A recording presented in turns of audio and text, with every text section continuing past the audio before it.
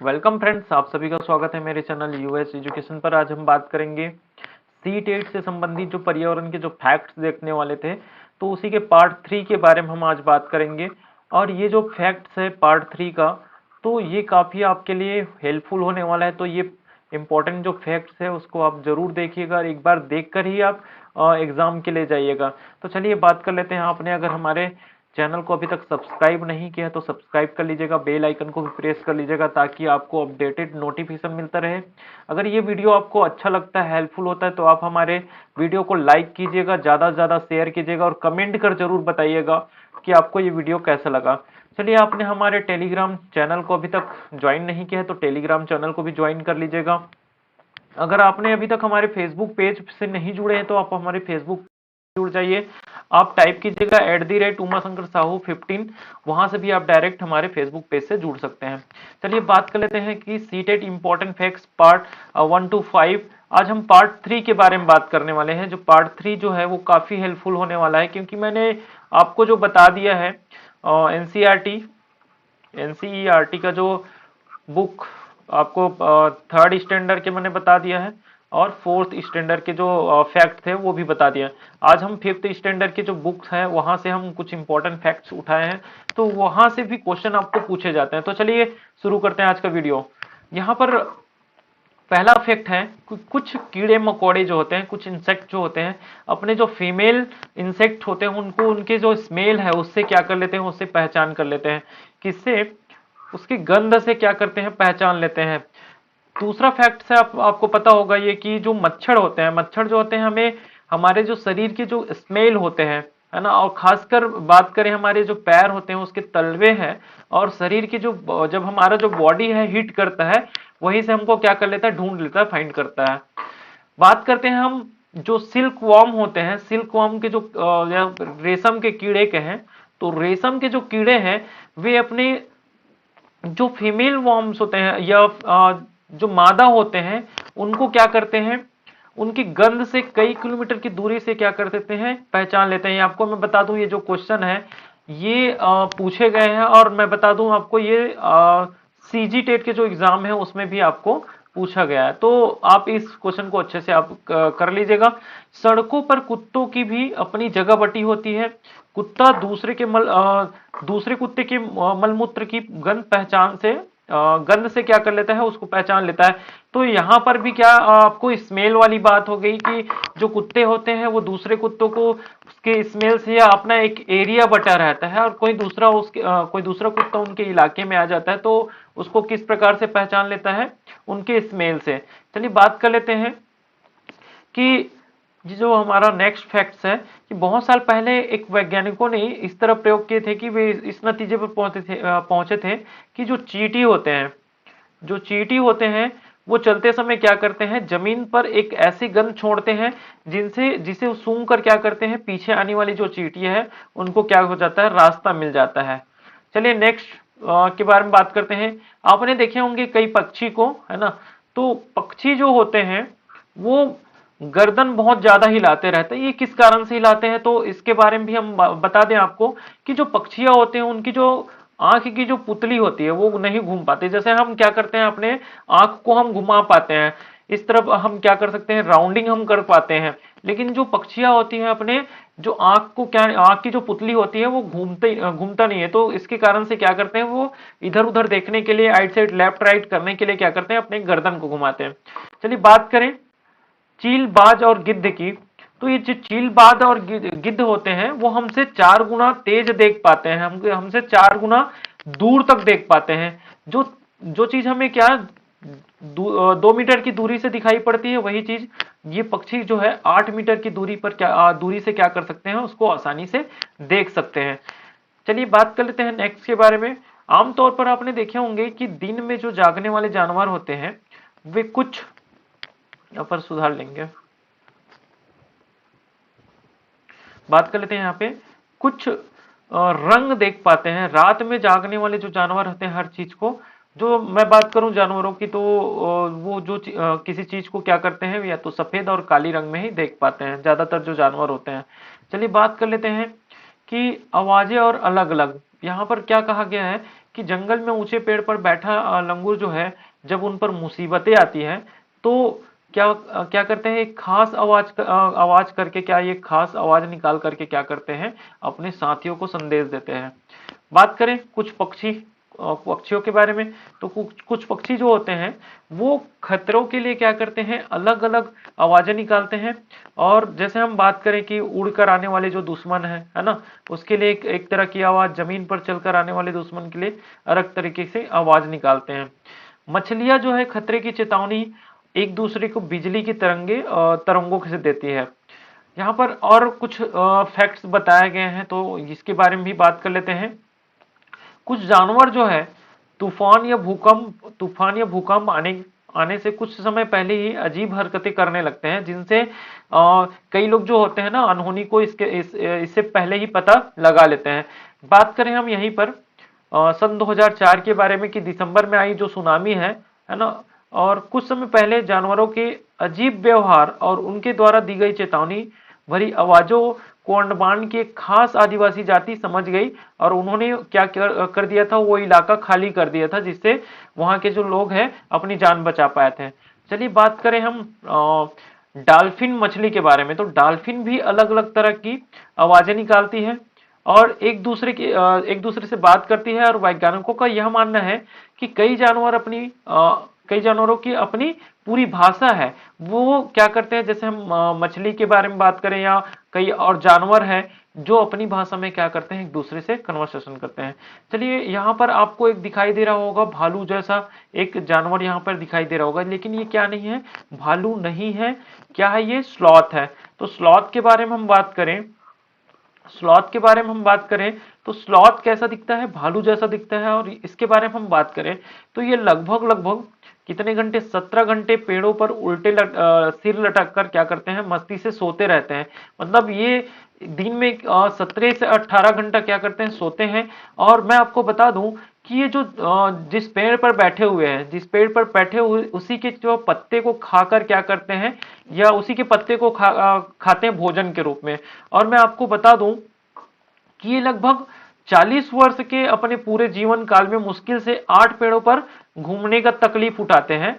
और ये सप्ताह में एक बार ही सोच के लिए क्या करते हैं, पेड़ से नीचे आते हैं।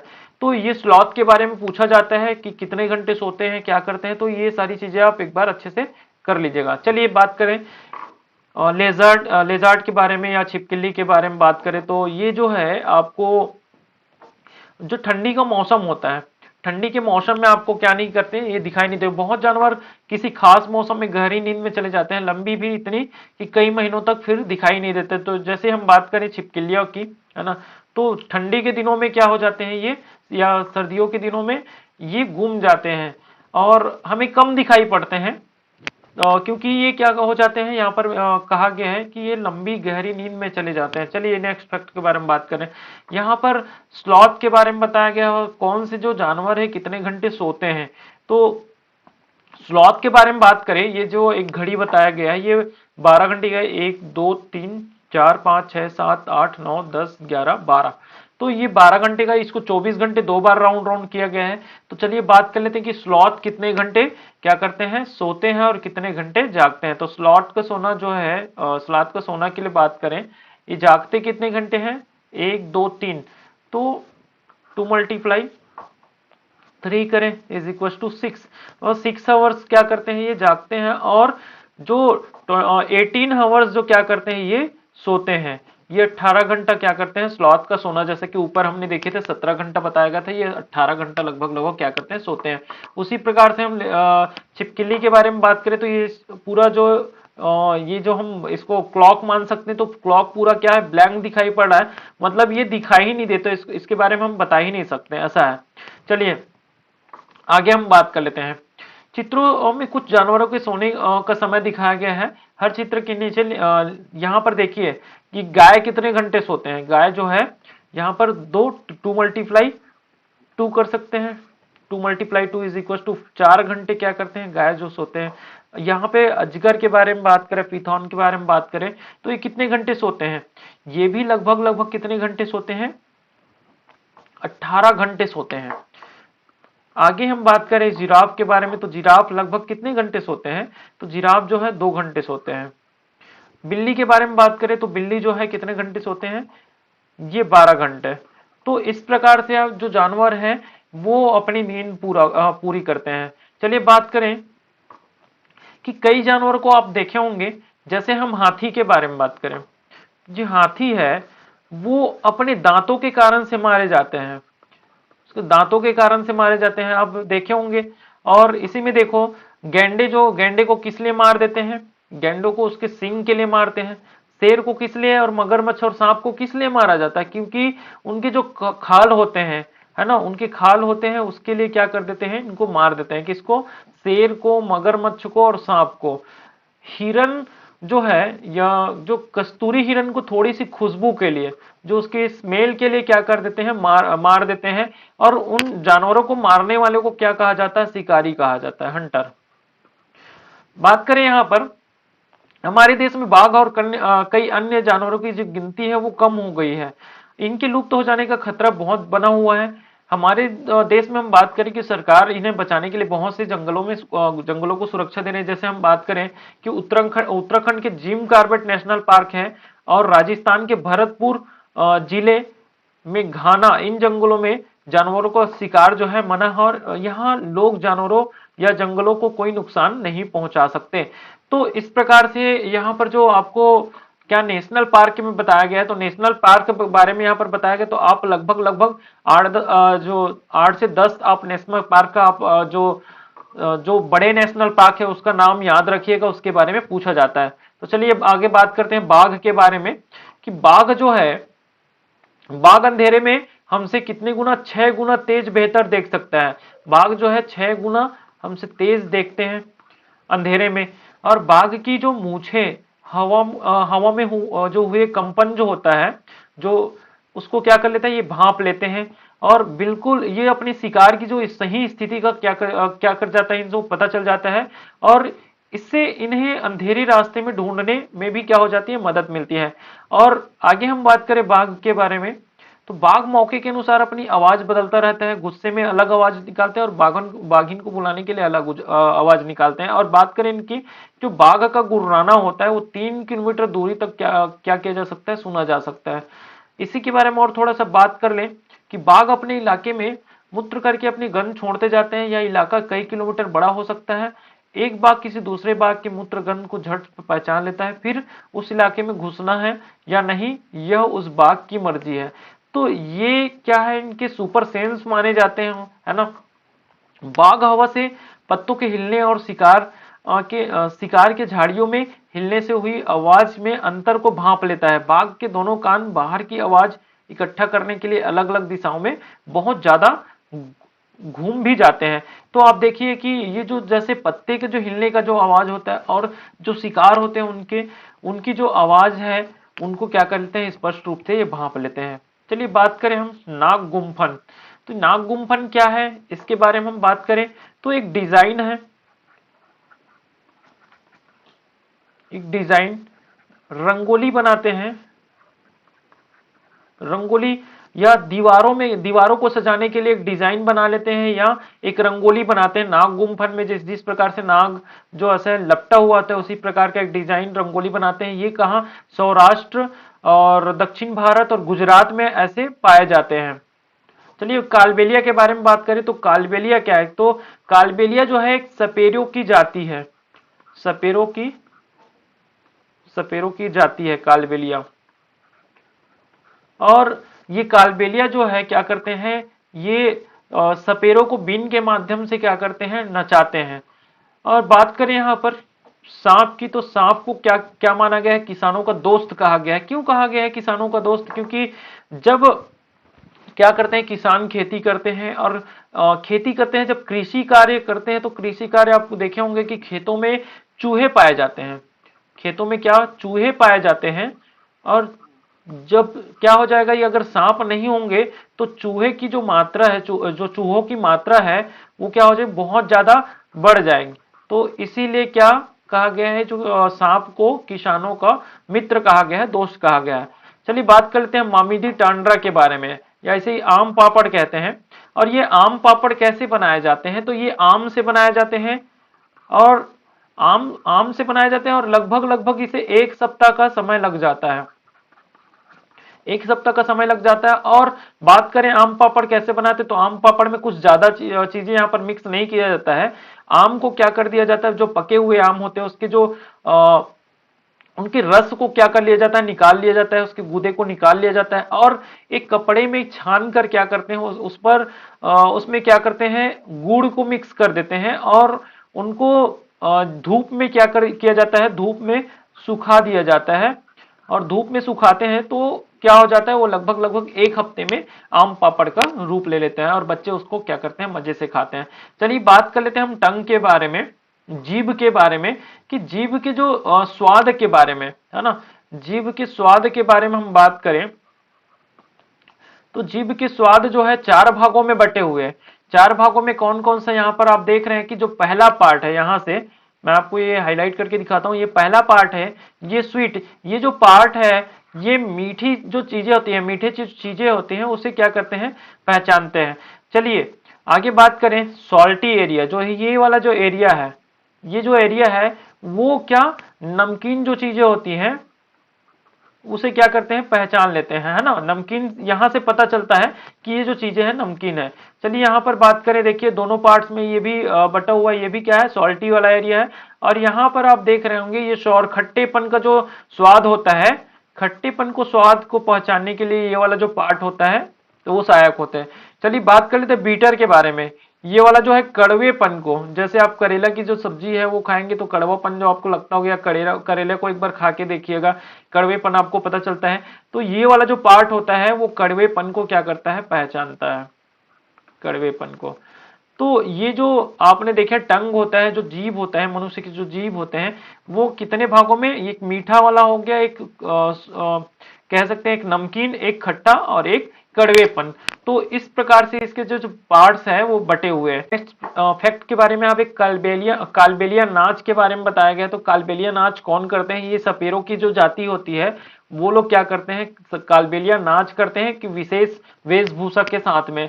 चलिए यहाँ पर आप देख पा रहे हैं कि बीन पार्टी के बाजे यहाँ पर लिखा होगा, तो ये बीन पार्टी के बाजे में आप देखे होंगे बीन, तुंबा, खंजरी और ढोल। तो ये जो ढोल है यहाँ पर जो भी यूज कर रहे हैं लोग, जो बजा रहे हैं, उनमें से ढोल है वही क्या क्या है, वो किसी दूसरे चीजों से बनते। बाकी जो या 3 चीजें, बीन की बात करें हम, तुम्बा की बात करें और खंजरी की बात करें, तो ये जो तीनों जो बाजे हैं वो किससे बनाए जाते हैं, सूखी लौकी से बनाए जाते हैं।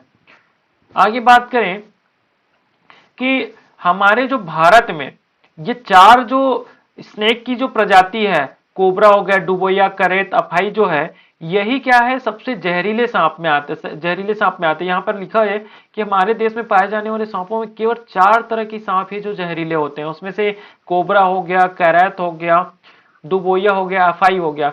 ठीक है, आगे बात करें, ये शिकारी पौधा पीचर प्लांट, तो पीचर प्लांट के बारे में बात करें आपको, तो इस प्रकार से पीचर प्लांट दिखाई देता है। ये जो प्लांट है क्या करते हैं, ये इंसेक्ट को खा जाते हैं, कीड़े मकोड़े जो होते हैं उनको खा जाते हैं। और इन जो इंसेक्ट होते हैं यहाँ से एक एक स्मेल क्या होता है, स्मेल बाहर जाते हैं, जैसे कीड़े मकोड़े या इंसेक्ट जो होते हैं उनको एक स्मेल जाता है, उसी कोई खुशबू से क्या हो जाते हैं, ये लोग आकर्षित होते हैं और यहाँ पर आ जाते हैं। और यहाँ पर आने पर क्या होता है, इसके अंदर में क्या होता है, एक चिपचिपा पदार्थ होते हैं, और उसी चिपचिपे पदार्थ के कारण से वो क्या हो जाते हैं, उसमें फंस जाते हैं और बाहर नहीं निकल पाते हैं। और ये जो हम शिकारी पौधे या पीचर प्लांट की बारे में बात करें, तो ये जो पीचर प्लांट में निपेंथिस जो प्रजाति है ये सबसे ज्यादा क्या है, मशहूर है। और ये ऑस्ट्रेलिया, इंडोनेशिया और भारत के मेघालय राज्य में क्या होते हैं, पाए जाते हैं। इनके आकार को हम बात करें, इनके आकार के बारे में बात करें, तो ये लंबे घड़े जैसा होता है और इसके ऊपर पर एक ढक्कन लगा होता है। जैसे ही क्या हो जाता है, ये कीड़े अंदर आ जाते हैं, ये ढक्कन क्या हो जाते हैं, बंद हो जाते हैं, और क्या हो जाते हैं, ये कीड़े को क्या कर जाते हैं, वो खा जाते हैं, भक्षण कर जाते हैं। चलिए नेक्स्ट फैक्ट्स के बारे में बात करें, वेलक्रो। वेलक्रो क्या है, वेलक्रो के बारे में बात करें तो ये एक जॉर्ज मैस्ट्रल जो है, जॉर्ज मेस्ट्रल ने क्या किया है, वेलक्रो के बारे में बताया है। और यहाँ ये घटना, एक घटना के बारे में बताया है कि घटना में क्या हुआ है। 1948 की बात है। वे अपने कुत्ते के साथ शहर से लौटे। उन्होंने पाया कि उन दोनों पर बीज चिपके हुए हैं। इन बीजों को अपने कपड़ों पर चिपका कर देखकर वे हैरान हो गया और झट माइक्रोस्कोप निकाला बीजों को बारीकी से देखने के लिए। और बीजों में छोटे छोटे हुक थे। इनकी मदद से बीज कपड़े और रेशों पर अटक गए। यह देखकर मेस्ट्रल को आइडिया आया और वेलक्रो बनाने का। तो ये वेलक्रो क्या होता है आपको मैं बता दूं, जूते चप्पल में आप देखे होंगे कि आपको जब जूते चप्पल को या सैंडल में आप देखे होंगे कि जब आप कहीं एक चिपकाने का दिया होता है और जब उसको हम क्या करते हैं, चिपकाते हैं, तो आवाज आती है वहां से। जूते में आप देखे होंगे, बस्ते में भी क्या ये मिल जाता है वेलक्रो, है ना। तो चर चर करके आवाज आती है, तो उसी को क्या कहा जाता है, वो जो चिपकता है, चर चर करके चिपकता है ना, तो उसी को क्या कहा जाता है, वेलक्रो कहा जाता है। चलिए आगे बात करते हैं। डेड सी के बारे में बात करें तो डेड सी जो होता है, मृत सागर के बारे में बात करें तो मृत सागर के बारे में हम बात करें तो सभी सागरों के पानी में नमक तो होते हैं, लेकिन जो मृत सागर होते हैं वो दुनिया का सबसे नमकीन सागर होता है। और इतना नमकीन कि लगभग लगभग 1 लीटर पानी में लगभग लगभग हम 300 ग्राम नमक वहां से प्राप्त कर सकते हैं। इतना नमकीन पानी कि इसको चख भी पाओगे और चखोगे तो कैसा लगता है ये, कि कड़वा लगने लग जाता है। और आप चाहो तो क्या कर सकते हैं, बिना ये कि आप आराम से क्या कर सकते हैं, इस मृत सागर पर आप क्या कर सकते हैं, लेट सकते हैं आराम से। चलिए बात करें नेक्स्ट, दांडी यात्रा। तो दांडी यात्रा के बारे में आप सबको पता है कि दांडी यात्रा, यह घटना 1930 की है।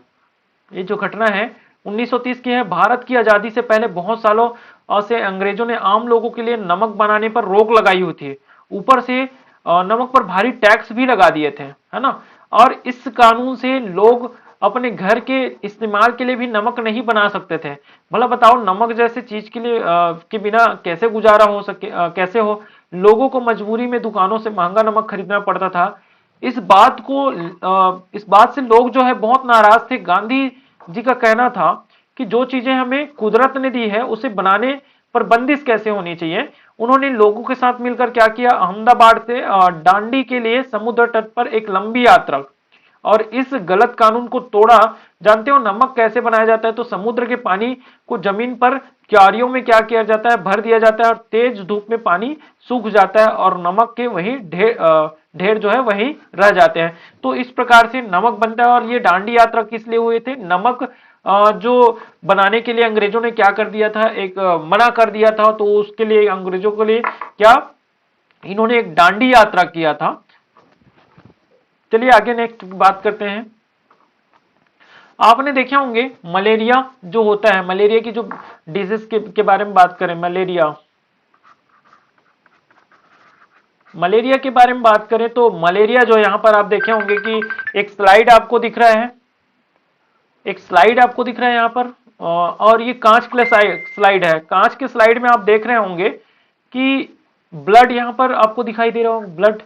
ये क्या कर रहे हैं, मलेरिया टेस्ट कर रहे हैं। कांच की स्लाइड पर खून की कुछ बूंदे हैं। और मलेरिया जो होता है वो किसके काटने से होते हैं, मलेरिया मादा मच्छर। और मादा मच्छर नाम भी यहां पर दिया है, एनाफिलिस। मादा मच्छर जो होता है फीमेल जो मॉस्किटो है, और कौन से, फीमेल एनाफिलिस मॉस्किटो जो है, उनके काटने से क्या होता है, हमको मलेरिया होता है। एनीमिया जो क्या है, तो एनीमिया जो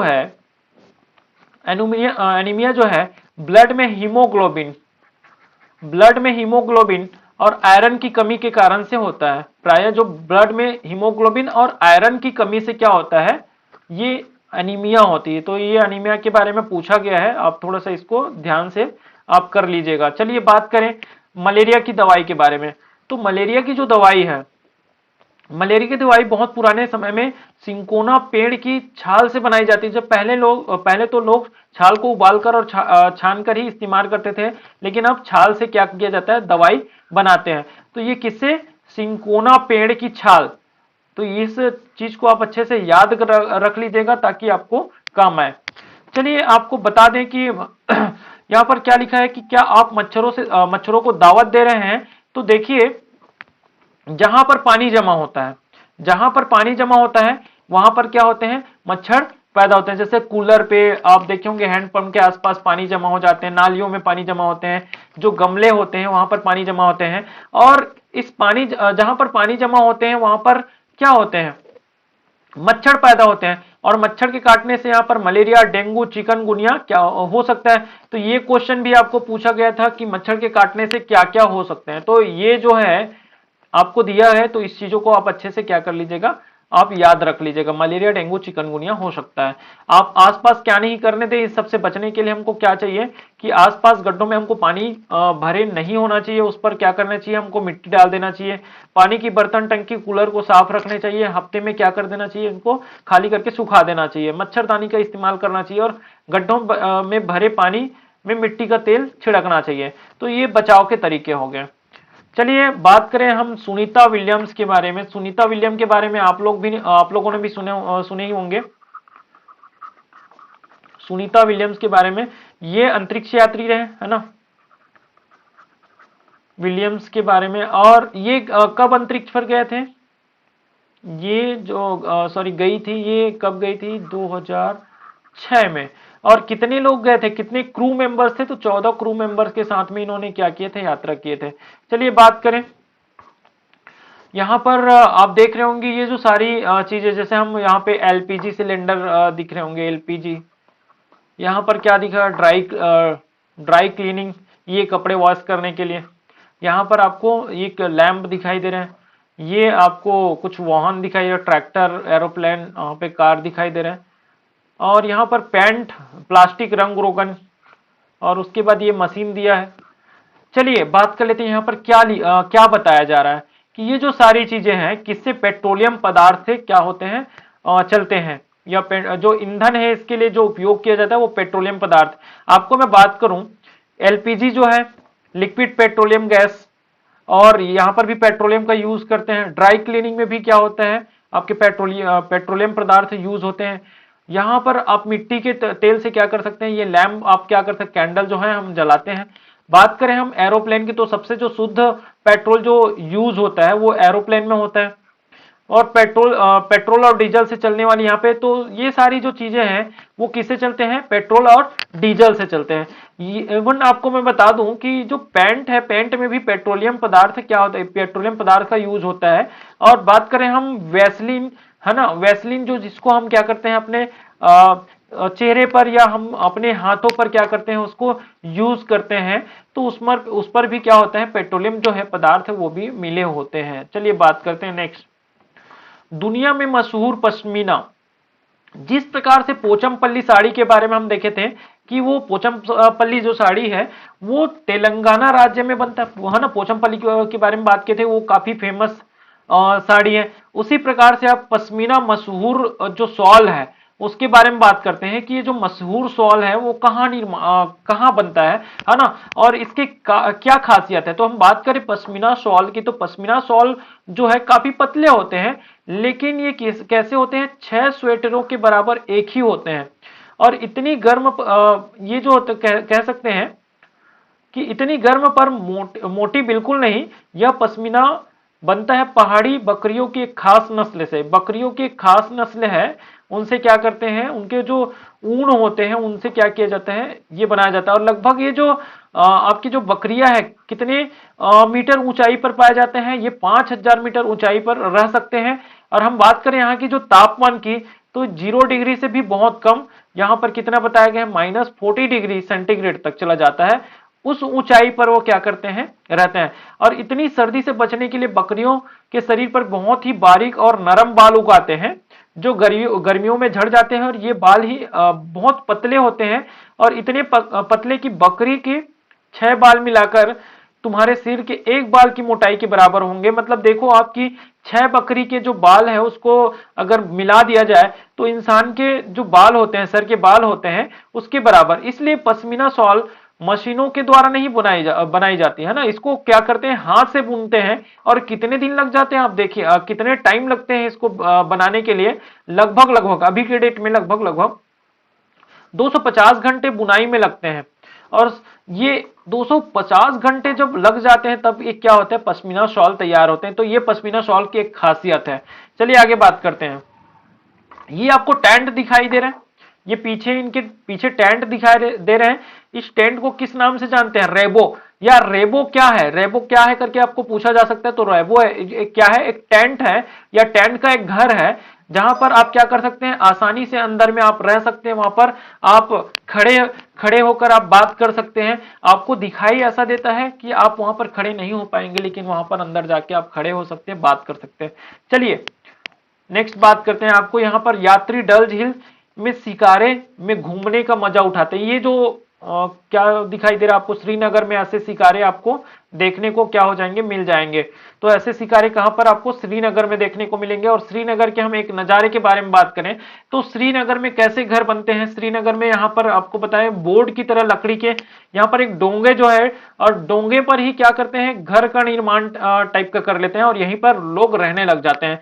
यहाँ पर आपको एक पत्थर के घर नजर आ रहे होंगे।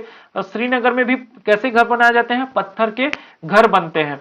चलिए नेक्स्ट बात करें, जंगल अधिकार कानून 2007। यह कानून आदिवासियों को जंगल पर उनका हक दिलाता है, जो लगभग कम से कम 25 साल से जंगल में रह रहे हैं और उनका वहां के जंगल और वहां पैदा होने वाली चीजों पर हक है। उन्हें जंगल से हटाया ना जाए और जंगल बचाने का काम भी ग्राम सभा करे। मतलब ये जंगल अधिकार जो कानून है 2007 में लागू हुआ और इसके तहत जो लोग जो है 25 साल से अगर उस जंगल में रह रहे हैं तो आप क्या नहीं कर सकते, कानूनी रूप से उनको हटा नहीं सकते, जबकि हमको क्या करना है, वहां उनका अधिकार हमको दिलाना है। चलिए बात करते हैं झूम खेती की। तो झूम खेती जो होती है कहां पर होती है, तो झूम खेती वो है मिजोरम में करते हैं, मिजोरम में। झूम खेती कैसे होती है मैं आपको बता दूं। झूम खेती एक बार फसल लेने के बाद क्या करते हैं, कुछ सालों के लिए क्या कर देते हैं, वो उस जमीन को क्या कर देते हैं, कुछ सालों के लिए लोग छोड़ देते हैं, कुछ सालों के लिए खाली छोड़ देते हैं। और खाली छोड़ने के बाद उसमें क्या हो जाते हैं, बैम्बू या बांस के जो कह सकते हैं बैम्बू जो है उग जाते हैं, बांस जो है उग जाते हैं। और बांस जो उगते हैं उसको क्या नहीं करते हैं, उसको पूरे काटते नहीं है, इसको क्या कर देते हैं, झुका देते हैं या तोड़ देते हैं बीच से, है ना, इनकी कटाई कर देते हैं। कटाई करने के बाद क्या होता है कि उसको कटाई करने के बाद उसमें झाड़ियां वगैरह उगा रहता है तो उनको जला दिया जाता है। और जलाने के बाद क्या होता है कि वो जलने के बाद वो खाद का एक टाइप, खाद के रूप में वो काम करने लगता है। जो जला हुआ जो अवशेष होता है वो, अब उसी पर उसकी जुताई नहीं करते, उस जमीन की क्या नहीं करते लोग, जुताई नहीं करते हैं, उस पर हल नहीं चलाते हैं। और क्या करते हैं, उस पर थोड़ा थोड़ा उसको ऐसी खुदाई करके थोड़ा थोड़ा, और खुदाई करने के बाद क्या कर जाते हैं, उसमें बीज डाल देते हैं। और बीज जो डाले जाते हैं उसमें डिफरेंट टाइप के कुछ दलहन तिलहन जो होते हैं उस टाइप के क्या करते हैं, 2 से 3 प्रकार के उसमें फसल लेते हैं लोग। कुड़ुक भाषा जो है आदिवासियों की एक भाषा है। चेराव नाच, तो ये चेराव नाच भी कहाँ पे, वो आदिवासी जो है, ये जो कुड़ुक भाषा जो बोलते हैं वो लोग क्या करते हैं, चेराव नाच करते हैं। तो चलिए दोस्तों, आपको ये वीडियो कैसा लगा, और बनी रहिए हमारे चैनल के साथ, हम ऐसे ही वीडियो लेकर आते रहेंगे आपके लिए। आपको ये वीडियो अच्छा लगा हो तो ज्यादा से ज्यादा वीडियो को शेयर कीजिएगा। धन्यवाद।